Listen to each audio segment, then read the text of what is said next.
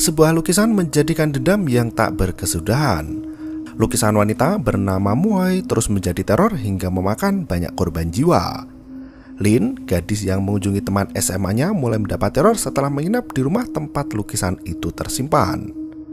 Bagaimanakah akhir dari lukisan mengerikan itu? Berikut ceritanya.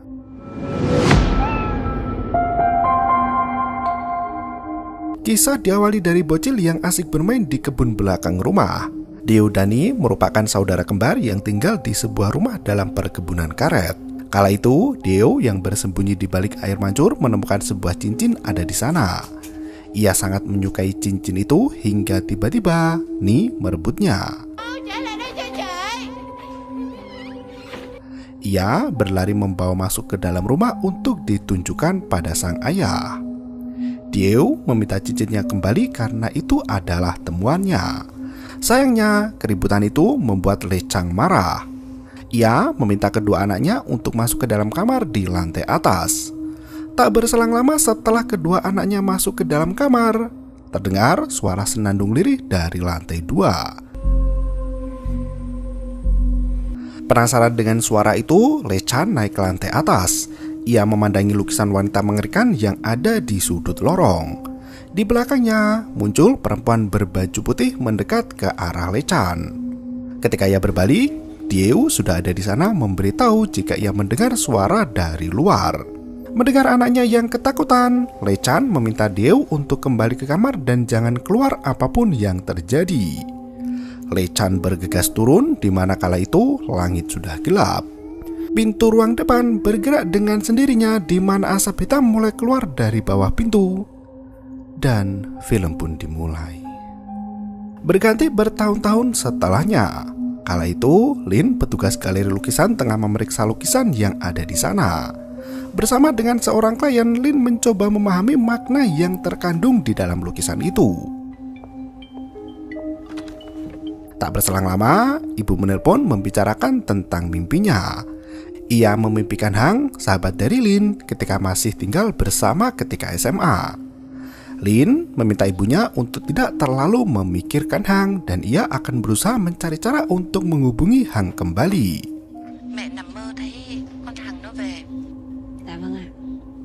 Tak berselang lama setelah telepon ditutup, ponsel kembali berdering di mana teman dari Lin memberitahu jika Kiet telah meninggal. Pria itu merupakan mantan pacar dari Hang ketika masih SMA dulu. Lin segera berkemas untuk pergi melayat. Sesampainya di sana, Tan menceritakan jika Kiet meninggal karena tenggelam di kolam renang. Karena mati tenggelam, tubuh Kiet membengkak dan bahkan keluarganya sendiri sampai tak mengenalinya. Lin sama sekali tak mendengar cerita dari temannya itu dan ia celingkukan sendiri sibuk mencari seseorang. Ketika selesai melayat dan hendak pulang, samar-samar Lin melihat Hang berjalan di luar rumah duka. Lin segera memanggilnya yang ternyata benar itu adalah Hang. Hang yang melihat sahabatnya itu langsung memeluk Lin. Mereka berdua duduk di halte menanyakan kabar masing-masing. Lin memberitahu jika ia sudah lama berusaha menghubungi Hang namun tak pernah berhasil. Hang mengatakan jika dirinya baik-baik saja dan masih sama. Lin yang penasaran menanyakan tempat tinggal Hang karena harus naik bus. Ia tinggal di Dong Nai dan menempati rumah milik Le Chan. Lin tahu jika Le Chan merupakan seorang pelukis legendaris dari periode kolonial Perancis. Hang memberitahukan kegiatannya di mana ia menyalin lukisan dari Le Chan dan sebagai imbalannya ia bisa tinggal di rumah itu secara gratis. Lin juga memberitahu jika ia sudah tidak melukis lagi dan kini bekerja di sebuah galeri lukisan. Hang menggenggam tangan Lin dan mengajaknya untuk mampir melihat lukisan dari Le Chan. Lin menolak ajakan dari Hang karena ia sudah berjanji untuk pulang ke rumah. Lin meminta Hang untuk ikut pulang karena ibunya merindukannya. Sayangnya, Hang menolak meski ia juga merindukan Lin dan ibunya. Tak berselang lama, bis tumpangan Hang sudah sampai. Ketika ia beranjak dari tempat duduknya, kepalanya pening secara tiba-tiba. Merasa kasihan dengan Hang, Lin pun memutuskan untuk ikut pulang bersama sahabatnya. Phiền mày quá. Đường xa vậy mà. Hang memberitahu jika Lin bisa tidur di tempatnya dan mereka bisa bercerita setelah sekian lama. Lin yang mendengar hal itu merasa khawatir seolah ada yang disembunyikan. Tak berselang lama, bus berhenti di pinggir jalan. Lin merasa heran karena ia sama sekali tak melihat rumah ada di sana. Hang membawa temannya memasuki kebun karet. Tiếc là hôm nay trời tắt nắng. Ia menunjukkan tempat di mana ia sering melukis. Lin merasa tempat yang Hang tinggali sepi karena ia belum melihat ada orang lain di sepanjang jalan. Hang menjelaskan jika warga kampung sudah berada di rumah saat senja tiba, tak seperti di kota. Ia juga menunjukkan pasar yang tak jauh dari tempat mereka berjalan, namun pasar itu hanya beroperasi ketika pagi hari. Setelah berjalan cukup jauh masuk ke dalam kebun, sampailah mereka di sebuah rumah tempat tinggal Hang selama setahun terakhir. Hang menjelaskan jika rumah itu sudah ada semenjak kolonial Perancis. Ia yakin Lin akan menyukai interiornya. Sesampainya di dalam, Hang langsung menunjukkan lukisan asli dari Le Chan. Siapapun yang melihat karya dari Le Chan secara tidak langsung akan terhubung dengannya. Lin yang kagum mengamati semua lukisan itu satu persatu. Ia berhenti di sebuah lukisan dan melihat ada yang aneh di mata lukisan yang terlihat berlubang. Han mengajak Lin untuk menyapa tuan rumah. Ia memperkenalkan Lin pada Dieu sebagai teman SMA dan akan menginap malam nanti. Dieu pun mengizinkan Lin untuk menginap dan tinggal selama yang ia mau. Nhà có 2 cô cháu à. Con cứ thoải mái ở lại. Lin sendiri sangat berterima kasih karena sudah diizinkan untuk menginap. Hang bergegas masuk ke dalam kamar dan merokok. Lin yang melihat temannya merokok heran karena selama ini ia tidak pernah melihat Hang merokok. Ia mempunyai kesimpulan jika rokok itu yang membuat Hang batu-batu. Lin pun menanyakan hubungan dari Dieu dengan Le Chan sebagai pemilik rumah.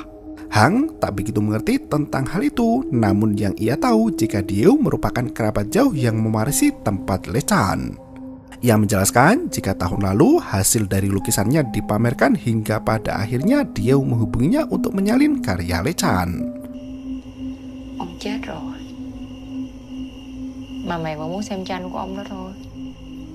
Hang mengajak Lin untuk masak bersama. Melihat temannya masih sakit, Lin meminta Hang untuk beristirahat sementara ia akan memasak di dapur. Hang pun setuju dan ia memberitahu jika semua bahan masakan ada di dalam kulkas. Lin memasak mie dengan telur, namun ketika dipecahkan ternyata telur dalam kulkas sudah busuk. Hang datang dan menanyakan apa yang terjadi. Mengetahui jika telur di dalam kulkas sudah busuk, Hang keheranan karena ia baru membeli telur itu kemarin. Lin menenangkan sahabatnya dan ia membuat mie yang baru. Selesai mie dibuat, Lin mengajak Hang untuk makan bersama. Hang kala itu membuka Facebook dan melihat kembali video di mana mereka bertemu dengan Kiat di sebuah kafe. Melihat video itu membuat Lin menjadi gugup. Sementara Hang sengaja membuka video itu untuk mengingat kenangan mereka.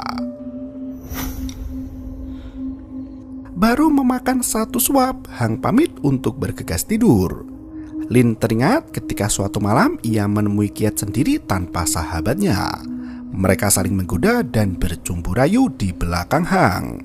Lin diam-diam naksir dengan Kiat, pacar dari Hang. Sebelum tidur, Lin menyempatkan diri untuk mandi. Tiba-tiba listrik padam dan sosok Kiat muncul di belakangnya, namun Lin tak menyadari.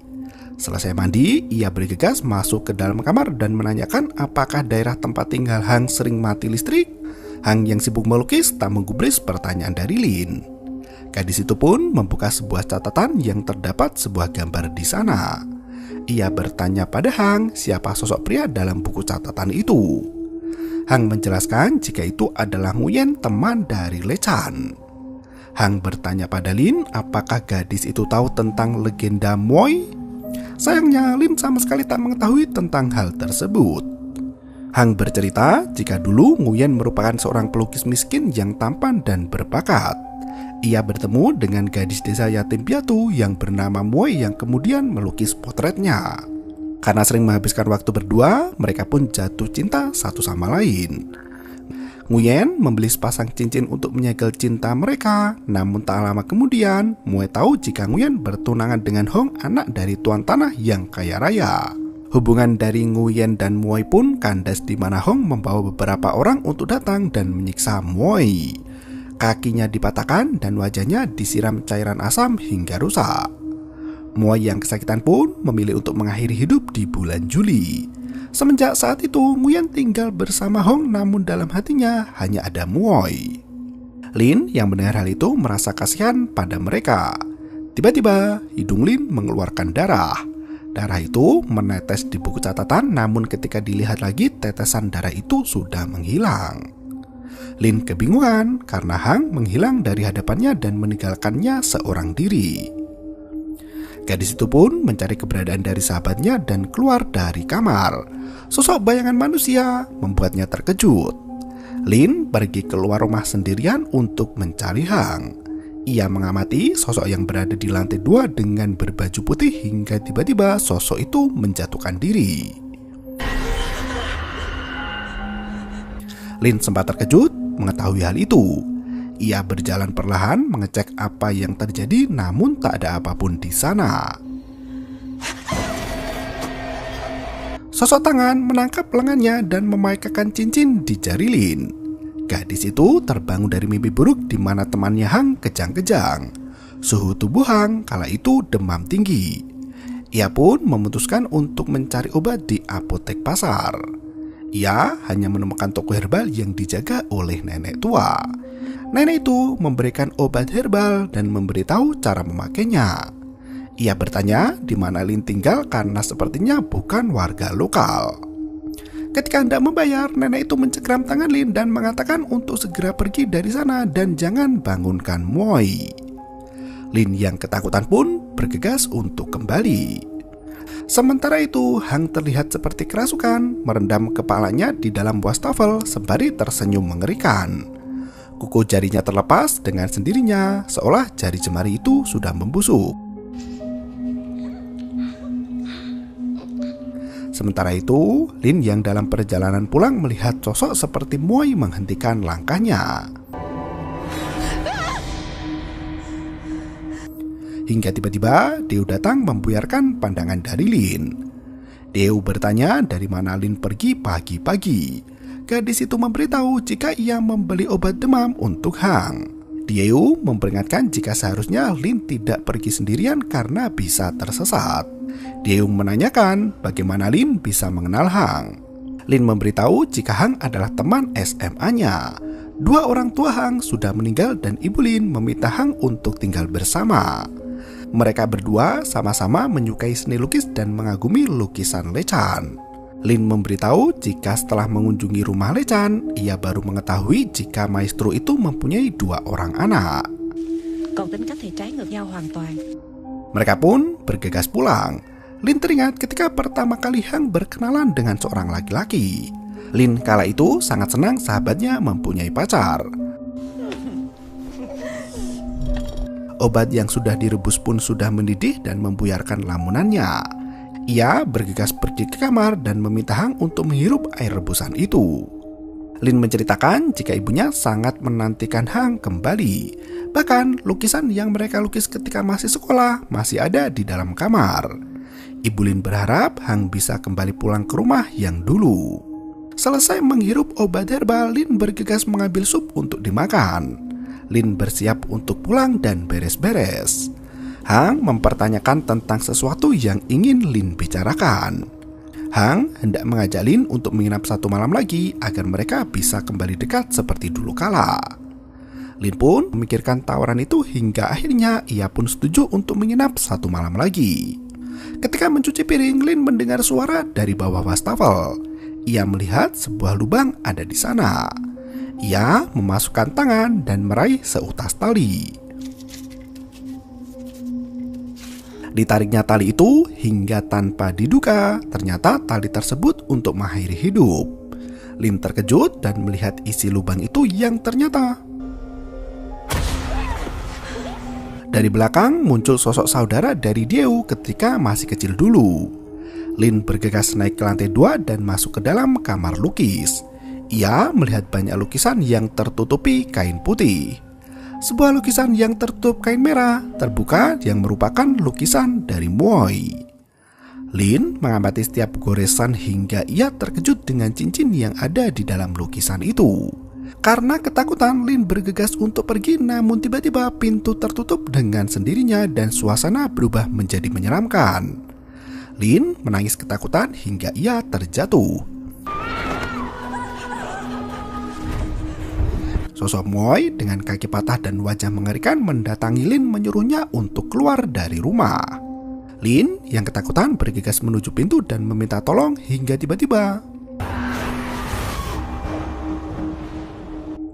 Setelah kejadian mengerikan itu, pintu terbuka dengan sendirinya. Terdengar suara teriakan yang ternyata Hang kembali kejang-kejang. Tubuh Hang seperti tengah dirasuki oleh sosok penunggu rumah itu. Lin yang datang bergegas membangunkan Hang yang kejang-kejang tiba-tiba.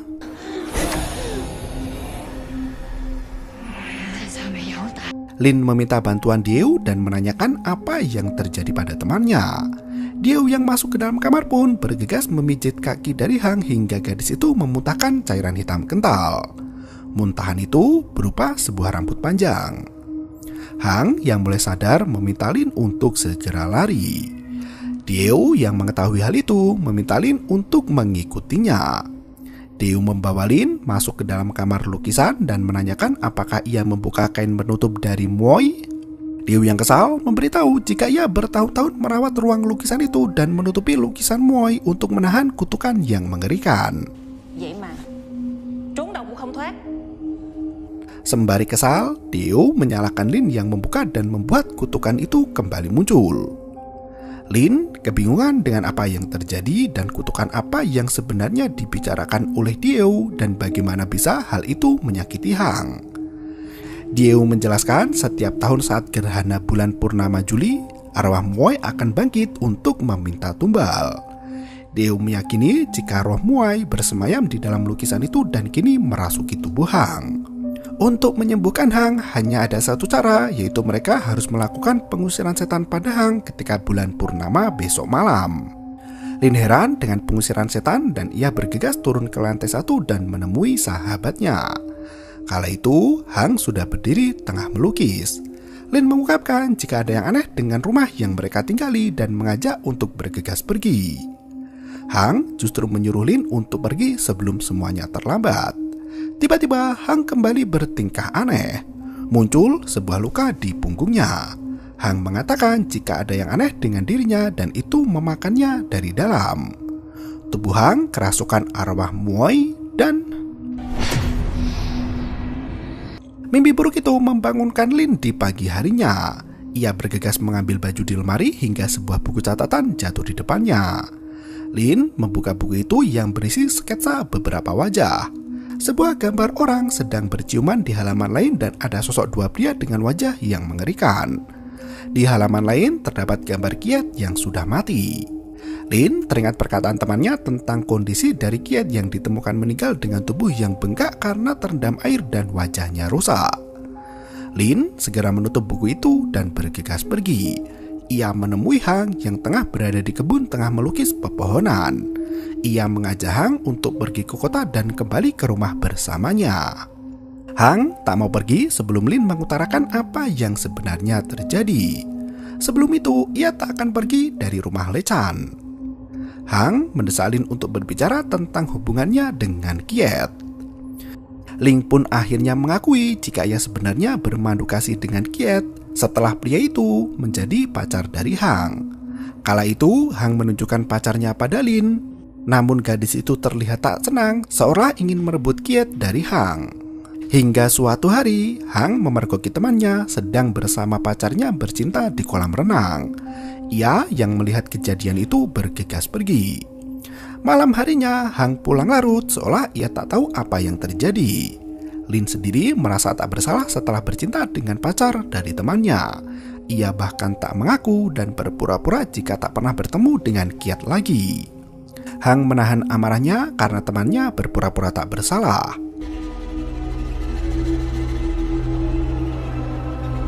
Hang meminta penjelasan semua itu, namun Lin justru mengelak jika Kia tidak pernah mencintai mereka berdua. Hang yang kesal pun menyerang Lin hingga terjatuh. Ia mengungkapkan kekesalannya di mana Lin sangat peduli dengannya, bahkan ia juga merawat pacarnya. Hang berusaha membunuh Lin, namun tenaganya tak cukup kuat. Hang pun berlari pergi, namun Lin menghentikannya. Lin mengajak Hang untuk kembali ke kota, namun tiba-tiba gadis itu berubah dan meminta untuk tidak ditinggalkan. Kali ini Lin tak bisa membedakan mana Hang yang asli dan mana Hang yang telah dirasuki oleh arwah Muoi. Ia pun memilih untuk pergi meninggalkan temannya sendiri hingga ia bertemu dengan dirinya sendiri. Sosok dirinya yang lain membisiki Lin yang berniat untuk kabur dari masalah lagi. Lin pun bertekad jika kali ini ia tak akan kabur dan menyelesaikan masalah. Ia pun pergi ke rumah nenek penjual obat. Nenek pun menjelaskan ketika Lin memberitahu jika tinggal di rumah Lechang, ia sadar akan terjadi hal yang buruk. Dan kutukan dari Muoi itu adalah nyata. Lin berusaha melepaskan cincin di jarinya, namun itu tak bisa terlepas. Nenek memberitahu jika seseorang sudah ditandai, maka arwah Muoi akan menunjukkan apa yang ingin Lin lihat. Nenek mengambil catatan dari Lechan yang tersimpan di dalam lemari. Di halaman pertama, Lechan menceritakan jika ia mempunyai teman bernama Nguyen, di mana di masa pergejolakan ia dan istrinya pindah rumah.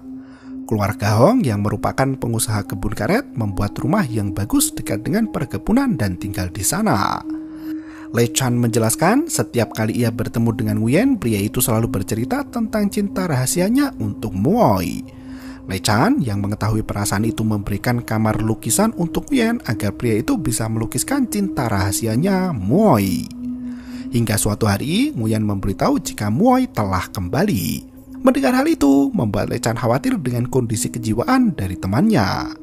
Nguyen selalu menatap cincinnya dan tenggelam di dalam kenangan indah masa lalu. Lechan menjelaskan jika ia dan Hong tidak pernah bersatu, namun Hong sangat menyayangi kedua anaknya karena Hong tak mempunyai anak. Nenek menjelaskan jika ia ada di sana ketika tragedi itu terjadi. Nenek yang masih muda bekerja sebagai pembantu. Malam itu, Hong marah dan masuk ke dalam rumah sembari mengatakan jika Muoi telah kembali. Nenek berusaha mencegah, namun Hong justru menyerang dan membutakan matanya. Lechan yang ada di sana bergegas menyusul Hong ke ruang lukis. Ia melihat Nguyen sudah terkapar di depan lukisan Muoi.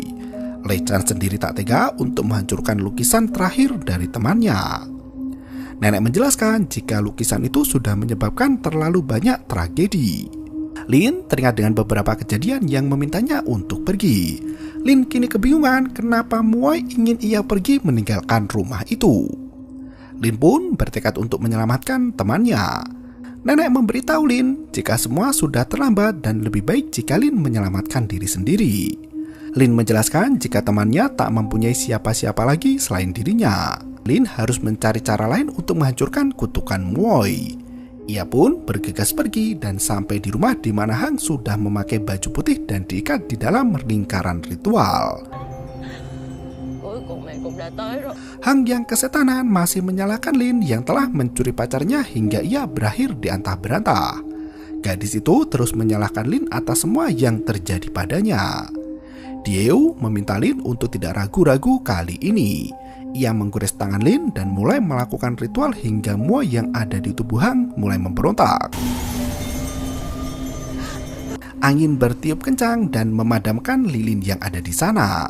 Dieu memberikan pisau dan meminta Lin untuk membebaskan Hang. Lin harus membunuh Hang agar gadis itu terbebas dari arwah Muoi. Jika Lin tidak membunuh Hang, maka ia akan menjadi korban dari Muoi selanjutnya. Lin tak mampu melakukan hal itu. Meski Muoi terus memprovokasi, namun ia tetap tak bisa membunuh sahabatnya sendiri. Keadaan Hang yang menjadi semakin parah meminta tolong pada Lin untuk dibebaskan. Bukannya membunuh Hang, Lin justru berlari masuk ke dalam kamar lukis dan merobek lukisan Muoi. Tiba-tiba lukisan itu kembali utuh dan sosok Muoi berada di sana. Lin menanyakan kenapa ia merasuki temannya dan apa yang sebenarnya diinginkan. Muoy pun membawa Lin ke masa lalu untuk memperlihatkan apa yang sebenarnya terjadi dan siapa yang ada di dalam tubuh Hang. Kala itu, Hong sangat kesal dengan suaminya karena ia telah melakukan apapun untuk Nguyen selama bertahun-tahun, namun Nguyen masih mengingat cintanya dengan Muoy. Ia bahkan selalu mendukung Nguyen jika ingin melanjutkan aktivitas artistiknya dan bahkan menggunakan kekayaannya untuk kegiatannya sendiri. Hong meminta penjelasan kenapa Nguyen tidak pernah mencintainya. Nguyen yang kesal pun memberitahu jika Muoy menghabisi nyawanya sendiri adalah karena Hong. Ia mengatakan meski Muoy sudah mati, ia tetap akan ada di hatinya karena ia sama sekali tak mencintai Hong. Hong yang mendengar hal itu merasa sakit hati hingga ia melihat Muoy ada di sana. Dengan cepat, Hong menusuk sosok Muoy, namun justru mengenai Nguyen dan membuatnya kehilangan nyawa. Hong yang sadar jika ia telah membantai suaminya sendiri pun menjadi gila dan memutuskan untuk keluar dari jendela lantai 2. Setelah Hong mati, ia menjadi hantu dan menyerupai sosok Muoy. Lin pun kini menyadari jika itu bukanlah kutukan dari Muoy. Kutukan cinta buta dan kecemburuan yang selama ini ada adalah karena Nyonya Hong. Hang selama ini bukan dirasuki oleh Muoy, melainkan dirasuki oleh Hong. Muoy selalu memperingatkan Lin untuk pergi agar terhindar dari kutukan Hong. Lin pun berusaha menghindar dari Hang yang kerasukan Hong. Dieu tiba-tiba datang dan memaksa Lin untuk membunuh Hang. Lin berusaha menghindar dan bergegas berlari keluar dari rumah. Dieu sengaja ingin membebaskan bibinya Hong dan memasukkan arwah itu ke dalam tubuh dari Lin. Selama ini ritual yang dilakukan Dieu bukan merupakan ritual pengusiran setan, namun memindahkan arwah Hong ke dalam tubuh Lin. Gadis itu berusaha keras menghindar hingga membuka sebuah lukisan yang tertutup kain putih. Sosok Dieu tiba-tiba berubah menjadi sangat tua. Ia dikejutkan dengan adiknya Ni yang sudah meninggal ketika masih kecil. Dieu yang ketakutan pun terjatuh dari tangga dan mati. Lin kembali masuk ke ruang lukis di mana lukisan Muoy terbakar. Lin kini mengakui jika dirinya adalah teman yang buruk dan juga seorang pengkhianat yang merebut pacar sahabatnya sendiri. Ia merasa egois dan seolah berhak mendapatkan segalanya. Lin selalu merasa lebih pantas memiliki apa yang dimiliki oleh Hang. Lin memohon maaf atas apa yang telah ia lakukan selama ini pada Hang. Ia mengajak Hang untuk kembali ke kota bersamanya. Hang yang mendengar hal itu memeluk Lin, namun semua belum berakhir. Hang ternyata masih dirasuki sosok oleh Hong. Lin mengancam hendak membunuh diri jika Hong tidak melepaskannya. Sosok Hong langsung menyerang Lin dan menuangkan cairan asam ke mukanya. Tiba-tiba Lin kerasukan sosok Muoy dengan wajah yang terbakar cairan asam. Muoy meminta Hong untuk menghentikan semua ini. Hong tak mau karena dendamnya sudah membara terhadap Muoy. Kini Muoy punya kekuatan untuk membalas Hong, namun ia tetap kalah. Sosok Hong dan Muoy berubah menjadi Lin dan juga Hang. Hang hendak mengakhiri hidup, namun bisikan dari Hong kembali terdengar agar Hang menghabisi pengkhianat seperti Lin. Sayangnya, Hang sadar jika Lin sudah banyak berkorban untuknya dan ia memilih untuk mengakhiri hidup daripada kutukan Hong berpindah pada Lin. Arwah Hong pun dibawa oleh makhluk pendendam lain menuju ke neraka. Sosok Muoy muncul dan pergi dengan tenang. Pagi harinya, Lin terbangun dan bergegas pergi meninggalkan rumah kutukan berhantu. Ia melihat sosok arwah yang ada di sana. Arwah Hang pun kini ikut Lin kembali ke kota dan akan selalu bersama. Dan film pun berakhir. Selama ini kutukan yang ada bukan merupakan kutukan Muoy, melainkan kutukan dari Hong, istri dari Nguyen. Hong akan bisa merasakan orang yang mempunyai dendam pernah dikhianati oleh orang lain. Ia akan membunuh setiap pengkhianat hingga dendamnya terpuaskan. Dieu sengaja membantu agar kutukan itu tetap ada.